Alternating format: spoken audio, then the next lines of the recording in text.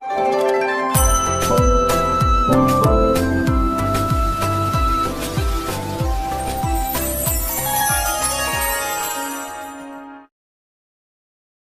जगन्नाथ मु दिवाकर दास आपण को प्रणाम करुच्ची। आज आलोचना करवा आपण मानकर धन रे जदि कौन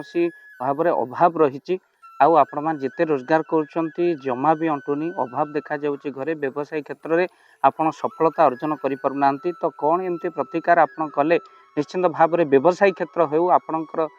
घरे अनेक नकारात्मक शक्ति दूर होगा सहित आपणकर धनर अभाव रही साधारण भाव में आपण समस्ते जानते जे कच्छप होती भगवान विष्णुकर प्रतीक तो आपण घरे गोटे स्फटिकर कच्छप आपण नहीं आसतु से कच्छप को आपण कौन करूँ भगवान विष्णुकर ये होती कूर्म रूप धारण करते स्वयं भगवान आ गोटे अन्य रूप कहुए भगवान ये कूर्म रूप बा कच्छप चाइना वास्तु शुभ बोली कच्छप को कहते स्फटिक कच्छप बा क्रिस्टल कच्छप अति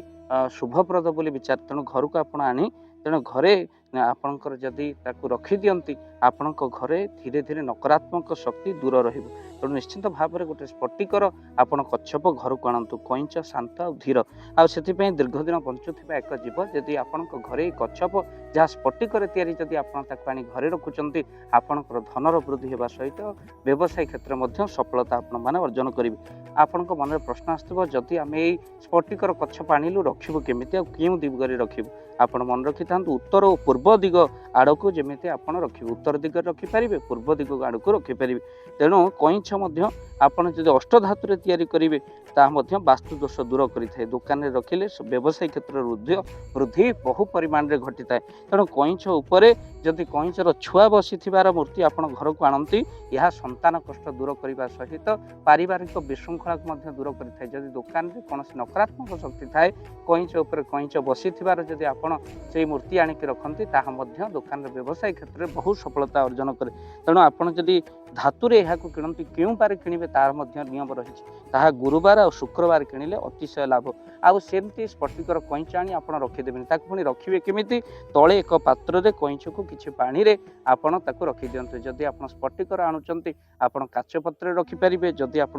धातुर आणुचंती से धातु पात्र तले रखी गोटे पात्र रखी तादे पानी किसी दे आप कच्छप को रखिपारे आ कच्छप को रखला बेले आप कौन मंत्र पढ़े ओम नमो भगवते वासुदेवा ये मंत्र 12 अक्षर मंत्र को पाठ करंतु तापर जल चढ़ातु पानी सब बेले आप प्रतिदिन बदलांतु आ तो सहित बेडरूम रे आपण यही कच्छप को रखिपारे यह अतिशय शुभ तेणु समस्ते जो जगह बसी चल प्रचल हो पारे बा आपणकर जो कौन रही ना डाइनिंग टेबल जो आप पकई पाखे आप रखिपारे जो आप समस्त बस कथबार्ता बुंती से जगह रखिले समस्त यार भल प्रभाव पड़ो तो प्रतिदिन यार पानी को बदलांतु आ तो सहित ये स्फटिकर जो आनी कच्छप यहाँ फूल दिंतु भगवान को रूप बोली स्मरण कर दिंतु आउ जदि गंगा जल आप धोईकी प्रतिदिन आप रखुच्च ताहार आउ एक शुभ फल आपको निश्चिंत भाव में मिल तो निश्चिंत भाव में आप 24 घंटे जदि आपणकर परिस्थिति कांगाल परिस्थिति अच्छे आप भल परिस्थिति को पलि आसबे तो निश्चिंत भाव में निष्ठा सहित कर अनेक लोग जानते हाँ आम कच्छप कथा शुणी घर को नहीं आसवा किंतु निष्ठार सहित आपण मैंने ये कच्छपर व्यवहार आ कच्छप किभली भाव रखा न जानी हेतु आपणकर कौन उन्नति होनी तो आपन को ये वीडियो माध्यम आम मैंने कहलु कच्छप क्यों बार में किणवे गुरुवार शुक्रवार किणवे अष्टधातु किणिपारे आप स्फटिक जदि आणती गोटे पात्र रखिए फूल चढ़ेबे प्रतिदिन पानी बदलेबे यह अत्यधिक शुभ फल प्रदान करियो। वीडियो को बहुमात्रा शेयर करंतु हे तो न जानी लोक निश्चिंत किसी भल कथा जानिबे आ अन्य को भल कथा जणैले से पुण्य फल मध्ये आपण प्राप्ति करंती गोटे शेयर करिके आ तेणु निश्चिंत भाव में शेयर करंतु चैनल रे नुआ एमती किसी नुआ कथा को सुनिबा पई चैनल को सब्सक्राइब करंतु। जय जगन्नाथ। जय जगन्नाथ। धन अर्जने धर्म करी धर्मे प्राप्त नरहरि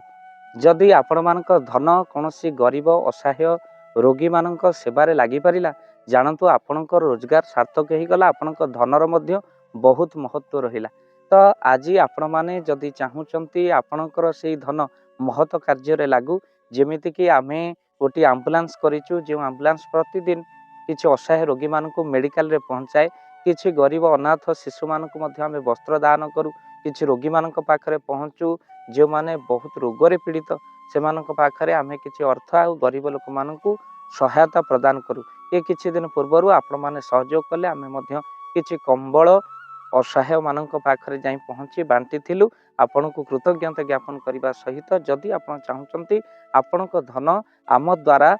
କୌଣସି ମହତ କାର୍ଯ୍ୟରେ ଲାଗୁ, ତ ସ୍କ୍ରିନ୍ରେ ଚାଲିଥିବା ନମ୍ବରରେ ନିଶ୍ଚିନ୍ତ ଆପଣ କଲ୍ କରନ୍ତୁ। ଆଉ ଆପଣଙ୍କ ବିବାହ ବାର୍ଷିକରେ, ଆପଣଙ୍କ ପିଲାମାନଙ୍କ ଜନ୍ମରେ, ଶ୍ରାଦ୍ଧରେ ଯଦି ଆପଣ ଦାନ କରିବାକୁ ଚାହୁଁଛନ୍ତି, ଆପଣଙ୍କ ପୁଅ ନାମରେ, ଝିଅ ନାମରେ, ସ୍ତ୍ରୀ ନାମରେ ନିଶ୍ଚିନ୍ତ ଭାବରେ ଆପଣ ଦାନ କରିପାରିବେ। ସ୍କ୍ରିନ୍ରେ ଚାଲିଥିବା ନମ୍ବରରେ ଆପଣ କଲ୍ କରନ୍ତୁ, ଆମେ ଦେବୁ ଆପଣଙ୍କୁ ଫୋନ୍ପେ ନମ୍ବର, ଯେଉଁ ଫୋନ୍ପେ ନମ୍ବରରେ ଆପଣଙ୍କର ଦାନ ପହଞ୍ଚି ପାରିବ। ଆଉ ନିଶ୍ଚିନ୍ତ ଭାବରେ ଆପଣଙ୍କର ଦାନ କେଉଁ କାର୍ଯ୍ୟରେ ଲାଗୁଛି ତାର ମଧ୍ୟ ଭିଡ଼ିଓ କରି ଭାବ ଦିବାକର ଚ୍ୟାନେଲରେ ଆମେ ନିଶ୍ଚିନ୍ତ ଭାବରେ ପକାଇବୁ। ଆପଣ ଦେଖି ନିଶ୍ଚିନ୍ତ ଖୁସି ହେବେ। ତ ଆପଣଙ୍କ ପୁଅ ଝିଅ ବିବାହ ବାର୍ଷିକ ଜନ୍ମଦିନରେ ଯଦି ଆପଣ ଚାହୁଁଛନ୍ତି ଆପଣଙ୍କର ଦାନ ମହତ କାର୍ଯ୍ୟରେ ଲାଗୁ, ତ ସେଇ ଶୁଭ ଦିନ ମାନଙ୍କରେ ଆପଣ କଲ୍ କରି ଆମକୁ ଫୋନ୍ପେ ନମ୍ବର ମାଗିପାରିବେ। ଆଉ ଆମ୍ଭେମାନେ ଆପଣଙ୍କୁ ଫୋନ୍ପେ ନମ୍ବର ଦେବୁ, ଯେଉଁ ନମ୍ବରରେ ଆପଣ ସହଯୋଗ ରାଶି ପଠାଇ ପାରିବେ। ନିଶ୍ଚିନ୍ତ ଭାବରେ ଆପଣଙ୍କର ଧନର ସାର୍ଥକତା ହେବ।